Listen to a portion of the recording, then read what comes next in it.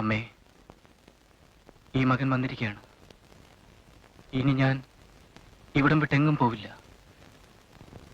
മരണം വരെ അമ്മയുടെ അസ്ത്രയിൽ എനിക്ക് തിരികൊളുത്തണം. അമ്മങ്കാവ് ഭഗവതിക്ക് ശക്തിയുണ്ടെങ്കിൽ അമ്മയുടെ മകന് ഒരാപത്തും വരികില്ല. എന്റെ അമ്മങ്കാവ് ഭഗവതി.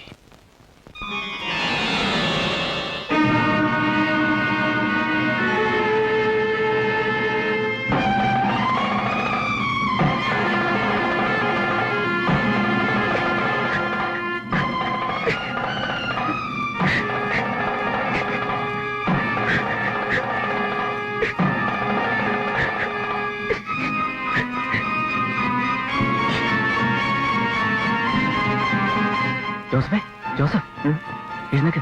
ഒരു സ്ത്രീ കരയുന്നു. സ്ത്രീയോ? എവിടെ? മുകളിലത്തെ മുറിയില്. ഞാൻ കേട്ടതാണ്. ഓ, താൻ സ്വപ്നം കണ്ടതായിരിക്കും. പോയി കിടന്ന് ഉറങ്ങാന്നു.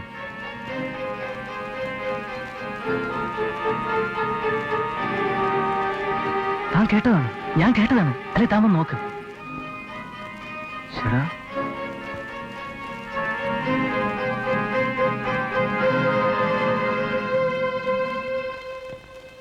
ഇനി ഇവന്മാര് ഇക്കാക്കയെ അറിയിക്കാതെ ഏതെങ്കിലും ഒരുത്തിയെ രാത്രി പിടിച്ച് വീട്ടിനകത്ത് കയറ്റിയതാണോ?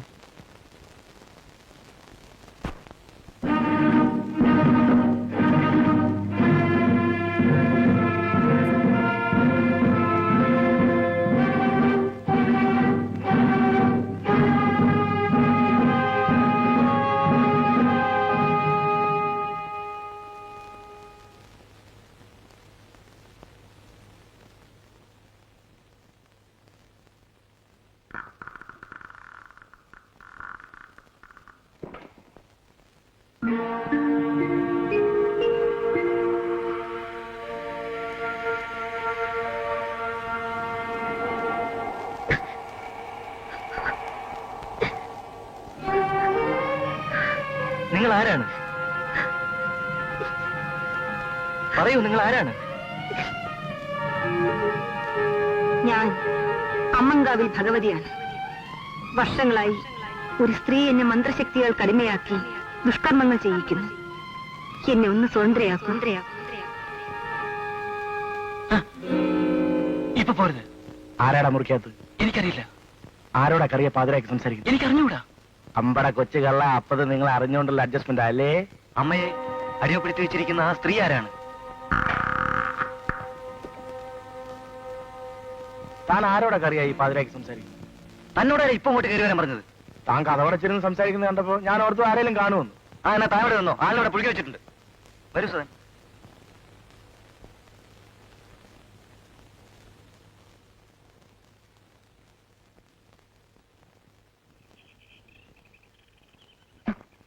നീ എന്താ കറിയാ ഈ പറയുന്നത്? എനിക്ക് വിശ്വാസം വരുന്നില്ല. അതെ കാക്ക, ഒരു കുടുംബക്ഷേത്രം എന്ന് വെച്ചാൽ ആ കരയുടെ രക്ഷയ്ക്ക് വേണ്ടിയിട്ടുള്ളതാണ്. പക്ഷെ ഞാൻ ഇന്നലെ കേട്ടത് ഈ കുടുംബക്ഷേത്രത്തിലെ ദേവിയുടെ ശബ്ദമാണ്. എന്നിട്ട് അപൂർവമായ മന്ത്രശക്തിയുള്ള ഒരു സ്ത്രീ ദേവിയെ നിരായുധയാക്കി അടിമയാക്കി വെച്ചിരിക്കുകയാണ്. അതിനുള്ള പ്രതിവിധി നിനക്കറിയില്ലേ? ആ സ്ത്രീ ആരാണെന്ന് അറിഞ്ഞിരുന്നെങ്കിൽ എനിക്ക് കുറച്ചുകൂടി എളുപ്പമായിരുന്നു. ഇന്നലെ അതറിയുന്നതിന് മുൻപല്ലേ ആ ജോസഫ് ചാരുവീണ് ആകെ നശിപ്പിച്ചത്. ഒരിക്കൽ കൂടി നിനക്ക് ആ ശബ്ദം കേൾക്കാൻ ശ്രമിച്ചൂടെ? അങ്ങനെ ശ്രമിച്ചുകൊണ്ടായില്ലേ കാക്ക. ഇന്നലെ തന്നെ എനിക്കത് കേൾക്കാൻ കഴിഞ്ഞത് ഒരു നിമിത്തം കൊണ്ടാണ്. ഈ നിമിത്തം എപ്പോഴും ഉണ്ടായിക്കൊള്ളണമെന്നില്ല. ഏതായാലും ഞാൻ എന്റെ മന്ത്രമുറകൾ നാളെ തന്നെ ആരംഭിക്കാൻ പോകുകയാണ്. ജോസഫ് എവിടെ? അവൻ ക്യാമറയും തൂക്കി രാവിലെ എന്നെ നാടുവിട്ട് ഇറങ്ങിയിരിക്കൽ. സന്ധ്യയ്ക്ക് മുമ്പ് എത്താൻ ഞാൻ പറഞ്ഞിട്ടുണ്ട്. പൊടിയൻ ഒരു കഥയില്ലാത്തവനാണ്. എല്ലാ കാര്യങ്ങളും തല കീഴായി അവൻ ചെയ്യും. പക്ഷേ അവനെ ഇഷ്ടപ്പെടാനേ നമുക്ക് കഴിയൂ.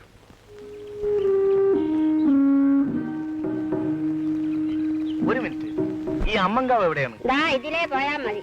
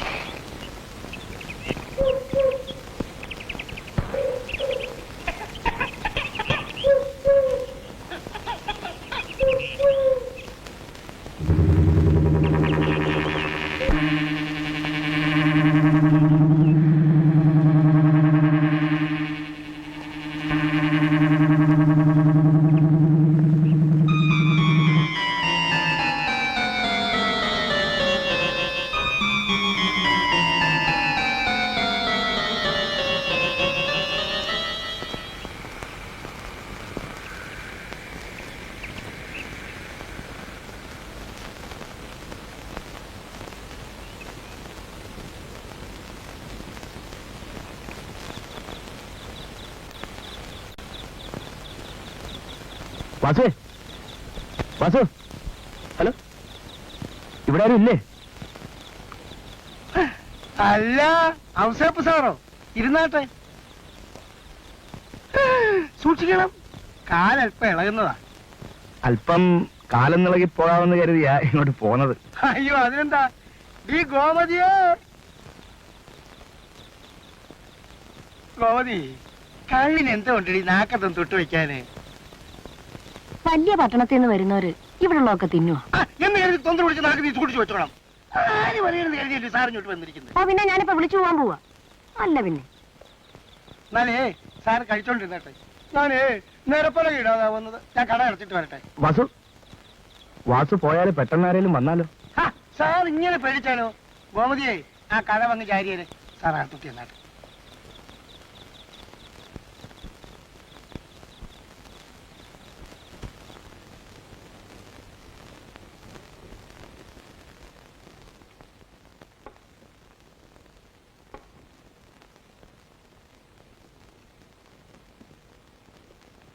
എന്നാ ഇതിങ്ങനെ വെച്ച് നോക്കിക്കൊണ്ടിരിക്കുന്നേ? തുടങ്ങി.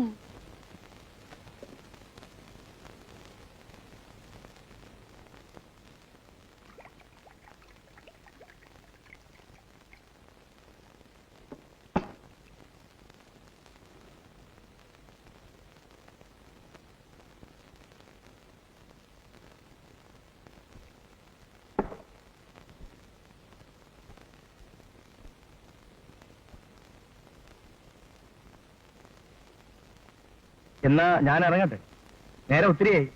അയ്യോ, അത് പറ്റിയല്ല. അങ്ങേര് വന്നിട്ടേ പോകാവൂ. അല്ലെങ്കിൽ എന്നെ നിലത്ത് നിർത്തുകയില്ല. അത്രയ്ക്ക് ആത്മാർത്ഥമാ. അടുത്തു കഴിഞ്ഞാൽ കണ്ണിനിരിപ്പുണ്ട്, ഞാൻ കൊണ്ടുവരാം. ഒന്ന് വെറുതെ ഇരിക്കൂ കാക്ക. ഇക്കാക്കയാണ് അവൻ ആവശ്യമില്ലാത്ത എല്ലാ സപ്പോർട്ട് കൊടുക്കുന്നത്. സന്ധ്യ കഴിഞ്ഞാൽ ആരും പുറത്തു പോരെന്ന് ഞാൻ പറഞ്ഞത് എനിക്ക് വട്ടായുണ്ടൊന്നുമല്ല, ഓരോ കാരണങ്ങളുള്ളതുകൊണ്ടാ. സൂക്ഷിച്ച എല്ലാവർക്കും കൊള്ളാം. ഇതൊക്കെ കൊണ്ടാണ് ഞാൻ ആദ്യമേ പറഞ്ഞത് ജോസഫ് വരണ്ട വരണ്ട എന്ന്. അവൻ എങ്ങോട്ട് പോകുന്നാ പറഞ്ഞത്?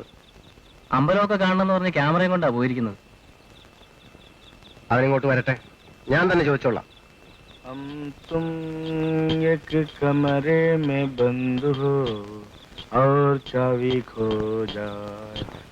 ഔസേപ്പ് പാടൂ.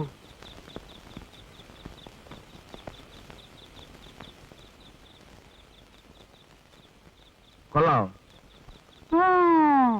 കുമാന്നല്ലയോ തൊണ്ടേന്ന് വരുന്നേ.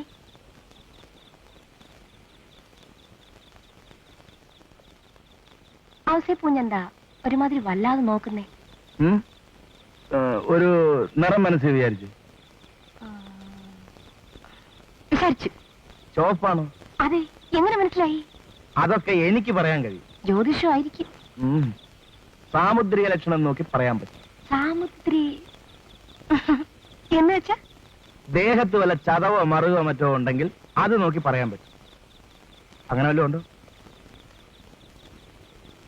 ഇവിടെങ്ങാണ്ടൊരു പാടുള്ള പോലെ തോന്നുന്നു.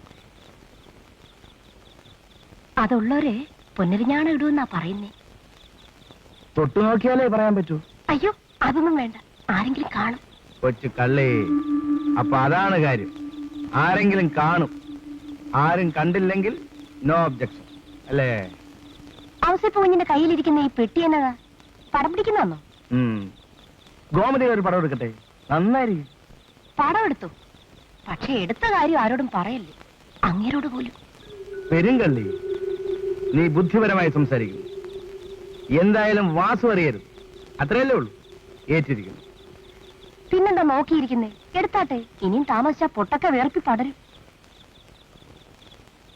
പക്ഷേ ഫിലിം ലോഡ് ചെയ്യാൻ ഒരു ഇരുട്ടുമുറി വേണം. അകത്തെ മുറി നല്ല ഇരുട്ടാ. ഇരുട്ടുമുറി എന്നാ ഞങ്ങളൊക്കെ വിളിക്കുന്നത്. വന്നാട്ടെ.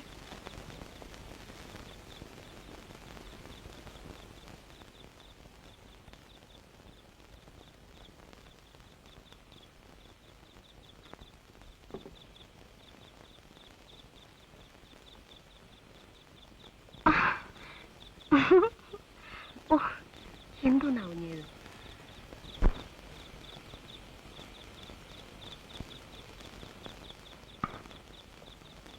ഗോമതിയേ, ഗോമതി.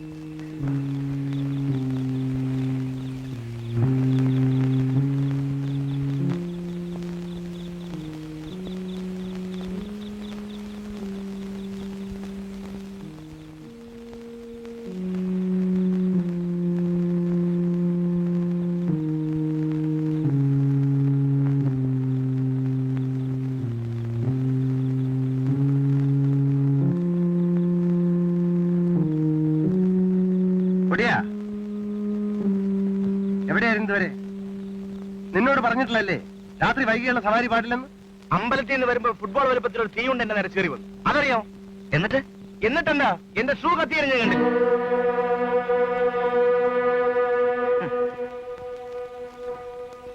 Joseph, Joseph. സദൻ, ഇക്കക്ക, ഞാൻ സംസാരിച്ചിരുന്നപ്പോ സ്വരം കടുത്തിരുന്നു. എന്താ ഇക്കക്ക? ഇനി പൊടിയനത് വിഷമുണ്ടായി കാണൂ. അതൊന്നുമില്ല. ആ, നീ പോയി ചോറുണ്ട്. എന്താ കറിയ കാര്യം? പറയാം. ഇക്കാക്ക വിഷമിക്കരുത്. ജോസഫ് മരണത്തിൽ നിന്ന് രക്ഷപ്പെട്ടു എന്ന് വിചാരിച്ചാൽ മതി. എന്നുവെച്ചാൽ? ജോസഫ് കണ്ട തീയുണ്ട ദുർമന്ത്രവാദത്തിന്റെ ആജ്ഞാനുവൃത്തിയാണ്. അഗ്നിമുഖൻ എന്നാണ് എന്റെ പേര്. നീ എന്താണ് കറിയായി പറയുന്നത്? അതേ കാക്ക, ഈ വീട്ടിൽ താമസിക്കുന്നവരുടെ നേർക്കുള്ള ആദ്യത്തെ ആക്രമണമാണിത്. ജോസഫ് രക്ഷപ്പെടാൻ തന്നെ കാരണം അവൻ ധരിച്ചിരുന്ന മുതലത്തോല് കൊണ്ടുള്ള ഷൂസാണ്. അതെന്താ അങ്ങനെ? മുതലത്തോല് ഇതിന് ബദ്ധവിരോധമാണ്. അതുകൊണ്ട് തൊഴിച്ചുകൊണ്ടാണ് അഗ്നിമുഖന്റെ കഥ കഴിഞ്ഞത്. ഇനിയും ആക്രമണം ഉണ്ടാകാം. നാം ശ്രദ്ധിക്കണം. നീ പറയുന്നത് കേട്ടിട്ട് എനിക്ക് കൂടി പേടി തോന്നുന്നു. പക്ഷേ ആരാണ് ഈ ദുർമന്ത്രവാദങ്ങൾക്ക് ഉത്തരവാദി? അതാണ് എനിക്കും പിടികിട്ടാത്തത്. ഏതായാലും ഈ വിവരം സദനോ ജോസഫോ അറിയണ്ട. വരും കൂടിരിക്കാം.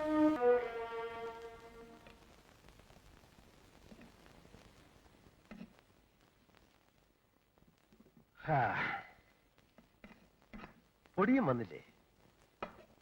അവന് ചിലർ പിണക്കമൊക്കെ ഉള്ള കൂട്ടത്തിലല്ലേ. ഇക്കാക്ക ഒന്ന് വിളിച്ചാൽ വരും. പൊടിയാ, മോനെ പൊടിയാ.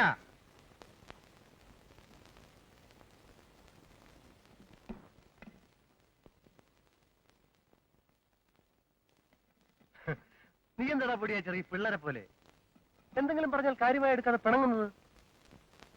നീക്കറിയാ, നമ്മുടെ പൊടിയനൊന്ന് കുളിച്ച് മുടി ചെയ്യാതെ വന്നാൽ ഒരു പ്രത്യേക സൗന്ദര്യം തന്നെ അല്ലേ? പിന്നെ ഒന്ന് ചിരിക്കും കൂടി ചെയ്താൽ പിന്നെ പറയാൻ വേണ്ട.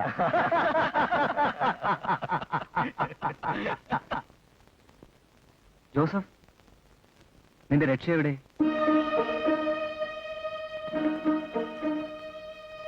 പോയി കുളിമുറിയിൽ നോക്ക്. ചിലപ്പോ കുളിക്കുന്നതിനിടയിൽ. ഇല്ല, കുളിക്കുമ്പോഴത് ഉണ്ടായിരുന്നതായി ഞാൻ ഓർമ്മിക്കുന്നില്ല. പിന്നെ അമ്പലത്തിന് വരുന്ന വഴി നീ വല്ലയിടത്തും കയറിയോ? ഇല്ല. നല്ലവണ്ണം ആലോചിച്ച് നോക്ക്.